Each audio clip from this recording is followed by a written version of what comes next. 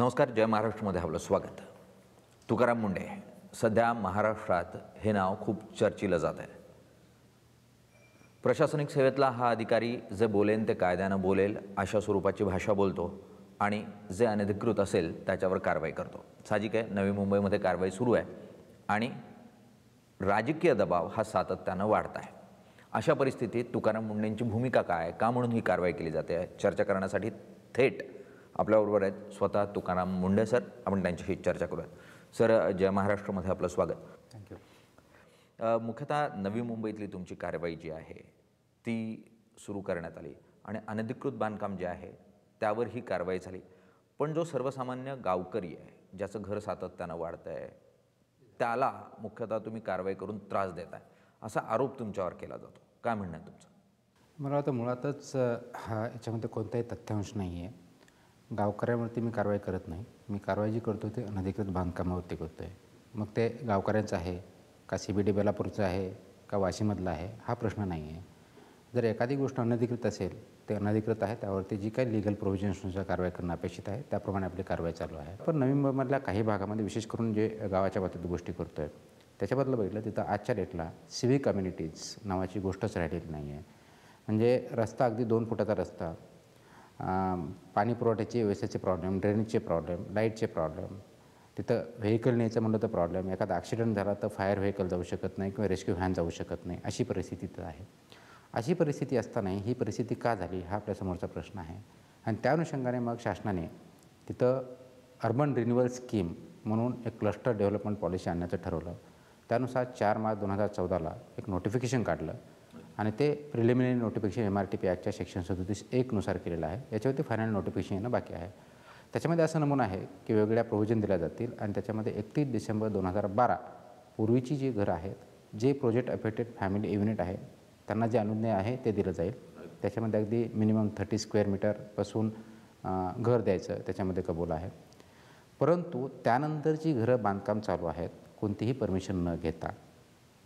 आणि आजच्या डेटला जे कन्स्ट्रक्शन चालू आहे ते कन्स्ट्रक्शन चालू असताना ते पाडणं गरजेचं आहे. कारण आत्तापर्यंत हा इश्यू निग्लेक्ट झालेला आहे आणि म्हणूनच तिथं खूप मोठ्या प्रमाणात कंजेशन झालेलं आहे. आणि कंजेशन जर होत असेल तर अर्थात कन्स्ट्रक्शन जर चालू असेल तर ते मी सध्या कन्स्ट्रक्शन जे चालू आहे ते पाडायचं म्हणतो, त्याच्यावरती आपण कारवाई करत होतो. म्हणून गावकऱ्यावरती अन्याय करतो आहे का किंवा गावकऱ्यावरती कारवाई करतो का त्याचं उत्तर साफ नाही आहे, चुकीचं आहे, ते अगदी टोटल विरोधाभास आहे. आणि म्हणून याचे तोटे काय होणार आहे तर समजा ही घरं बांधली गेली तर पर्यायाने कोणाला तरी विकली जाणार आहेत आणि ते पर्यायाने विकली गेल्यानंतर उद्या ज्यावेळेस पाडायची वेळ येईल त्यावेळेस हे जे इन्व्हेस्टर किंवा बायर्स आहेत यांच्यावरती खूप मोठ्या प्रमाणात अन्याय होणार आहे.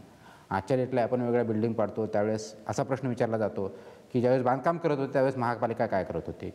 म्हणून मला पाठीमागं काय झालं हे जास्त महत्त्वाचं नसून कमीत कमी आत्ता अनधिकृत बांधकाम होणार नाही आणि त्याच्यामुळे लोकांचं नुकसान होणार नाही हे बघणं माझं काम आहे. त्या दृष्टिकोनातून ही कारवाई चालू आहे. तुम्ही कारवाईला सुरुवात केली, राजकारणी दुखावले, सभा झाली आणि सभेमध्ये अगदी कायदा हातात घ्या, हाफ मर्डर करा, दंगल उसळली तरी चालेल अशा स्वरूपाची वक्तव्य करण्यात आली. मुळात एखाद्या IAS अधिकाऱ्याच्या विरोधात अशी वक्तव्य होतात आणि चिथावणीखोर असं वातावरण तयार करण्याचा प्रयत्न केला जातो. त्यावेळेला असं वाटतं की ही कारवाई नको, आता थांबायला हवं, असं कधी वाटलं?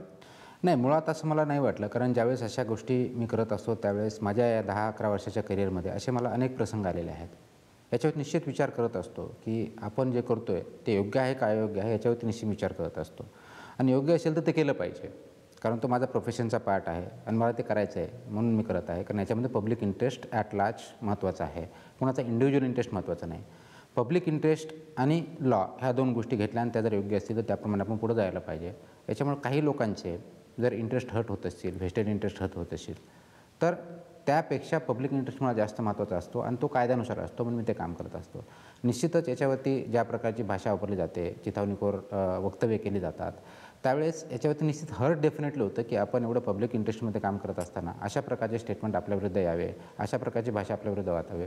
परंतु एक प्रोफेशन म्हणून आणि ज्यावेळेस आम्ही ॲडमिनिस्ट्रेटिव्ह लिडरशिप या रोलला IAS ऑफिसर म्हणून वेगळ्या पदावरती काम करतो त्यावेळेस अशा प्रकारच्या गोष्टी होत असतात.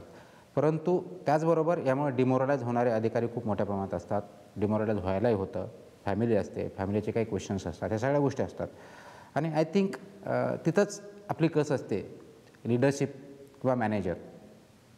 तर मला वाटतं की लिडरशिपचा हाच रोल आहे की तर अशा क्रायसिस सिच्युएशनमधून आपल्या लिडरशिप क्वालिटी दाखवून दिल्या पाहिजेत आणि समाजाला पुढे नेण्याच्या दृष्टिकोनातून ॲज अ पब्लिक सर्वंट म्हणून आपलं जे काम आहे ते करत राहिलं पाहिजे. मुख्यतः जी कारवाई होते, जर आपण बघितलं तर तुम्ही नवी मुंबईतली कारवाई केली, राजकारणींनी सभा घेतली, थेटपणे हाफ मर्डरची भाषा केली, दंगली घडवा अशा स्वरूपाची भाषा केली.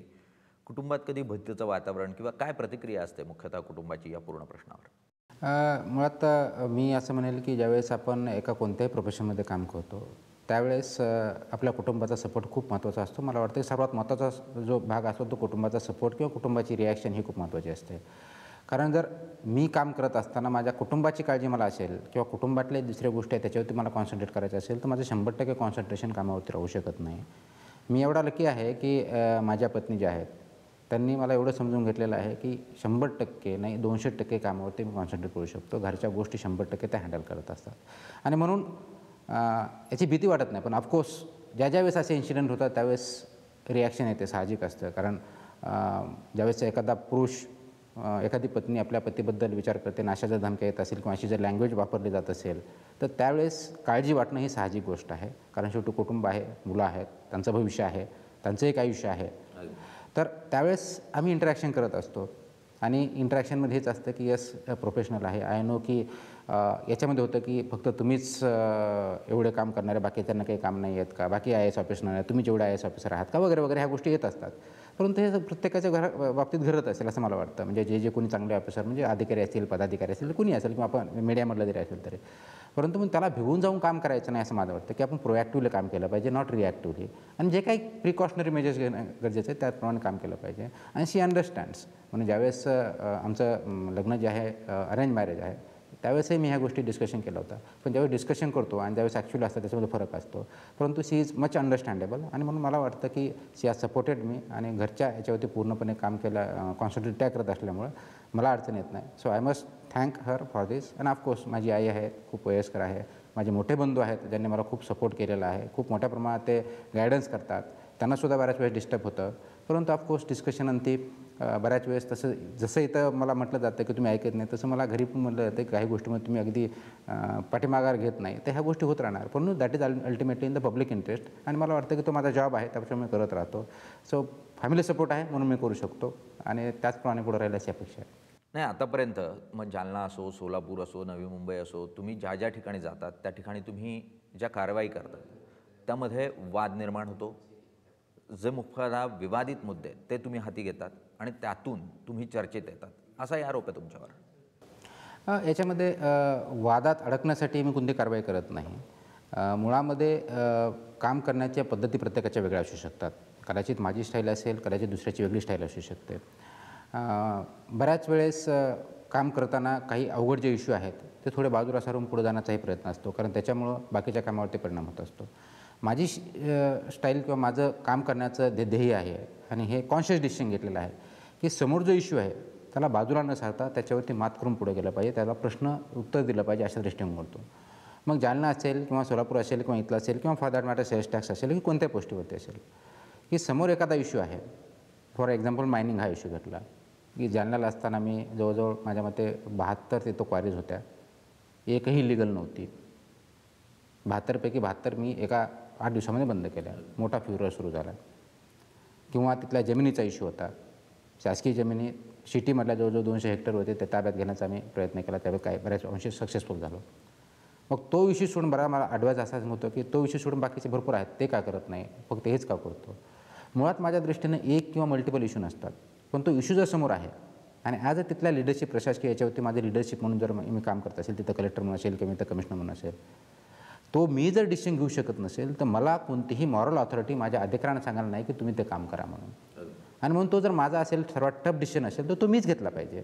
त्याच्यावरती कारवाई करण्याचा दृष्टिकोनातून मीच पुढे पावलं टाकली पाहिजेत. त्याला बाजूला सारून पुढे जाणं हे मला संयुक्तिक वाटत नाही, कारण ते मॉरली करेक्ट नाही असं माझं मत आहे. आणखी एक आरोप आहे तुकाराम मुंडेजी तुमच्यावर. आता तुम्ही लोकप्रतिनिधींचं नाव घेतलं. मुख्यतः तुम्ही लोकप्रतिनिधींना ज्या स्वरूपामध्ये वागणूक दिली पाहिजे किंवा राजकारण्यांना दिली पाहिजे ती तुम्ही देत नाही, प्रोटोकॉल पाळत नाही, असाही आरोप तुमच्यावर केला जातो.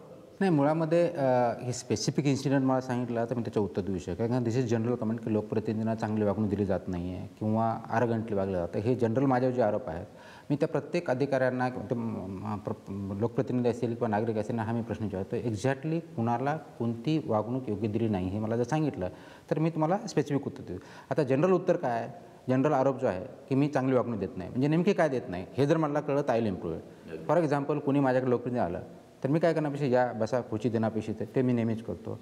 ते आल्यानंतर डिस्कशन होतं एखाद्या विषयावरती आणि ते जर मला करणं शक्य नसेल तर मी नाही म्हणतो. आता हे नाही म्हणणं जर आरोगंट असेल तर maybe then I am arrogant. पण बऱ्याच वेळेस ते मी बघतो अशी म्हणून आपण टाळू शकतो किंवा बघू शकतो. मला ती बघतो म्हणण्याची सवय नाही आहे. त्याचं कारण आहे त्याच्या पाठीमागे, त्याच्यामध्ये फिलॉसॉफी आहे की बघतो म्हणल्यानंतर जर अपेक्षा असतात आणि ज्यावेळेस मला माहिती आहे की ते होऊ शकत नाही, विदिन द एक्झिस्टिंग लॉ जो सध्याचे बदल झाल्यानंतर जे काय व्हायचे ते होईल, पण ते मला माहिती आहे की आचार्यला मी ते करू शकत नाही आणि ते ह्या कारणास्तव करू शकत. आणि ते जर मी सांगतो आहे की समजा तुम्ही लोकप्रतिनिधी आहात आणि तुम्ही माझ्याकडे आला आणि मी सांगितलं, तुम्ही एक काम सांगितलं की हे काम मी होऊ शकत नाही, करू शकत नाही, तर तुम्ही ते पॉझिटिव्हली घेतलं पाहिजे की ते होऊ शकत नाही ह्या कारणास्तव होऊ शकत नाही, मी ते कारण दिलं पाहिजे, मी ते कारण देतो. त्याला तुम्ही अरगंट म्हणत असाल तर ते अरगन्सी आहे की नाही हा प्रश्न माझ्यासमोर आहे, ते साफ चुकीचं आहे. आणि म्हणून त्या पद्धतीचं माझं वागणं आहे आणि खूप स्ट्रेट फॉरवर्ड आहे. कदाचित त्या स्ट्रेट फॉरवर्ड आणि अरगन्सी याच्यामध्ये थिन लाईन असते, त्याच्यातलं कन्फ्युजन झालं तर आय कांट हेल्प इट. म्हणून मी जे म्हटलं की काल मंदाताई ज्यावेळेस आल्या होत्या त्यांनी म्हटलं की हे अनधिकृत कारवाई जी चालू आहे तोडण्याचं ते थांबवा. म्हटलं मी थांबू शकत नाही. मी जे बांधकाम चालू आहे मी ते पाडणार आहे. 2012च्या अगोदर मी हात लावत नाही, जे जुने आहेत त्याला पण हात लावत नाही, जे सध्या चालू आहेत त्याच्यात मी कारवाई करणार, मी ठाम आहे. आता याचं त्यांना जर आर्गन्स वाटला असेल तर आय कांट हेल्प इट, कारण मी ते स्पष्ट सांगतो की ते होऊ शकत नाही, ते मी करू शकत नाही, जे करायचे ते मी करणार आहे. आता याला तुम्ही कसं घेता याच्यावरती अवलंबून आहे. म्हणून हा जो जनरल आहे ते स्पेसिफिक असेल तर निश्चित याच्यात इम्प्रूव्ह करेल, परंतु जनरल जर बोलण्याला मी जनरल असं वेगळं काही उत्तर देऊ शकत नाही. एक तडफदार अधिकारी म्हणून आपण तुकाराम मुंडेंकडे बघतोय, पण मुख्यतः हा शेतकऱ्याचा मुलगा IAS अधिकारी झाला कसा, ही उर्मी आली कुठून, हे आपण त्यांच्याचकडून जाणून घेऊ. पण त्या अगोदर घेऊया छोटासा ब्रेक. बघत रहा जय महाराष्ट्र.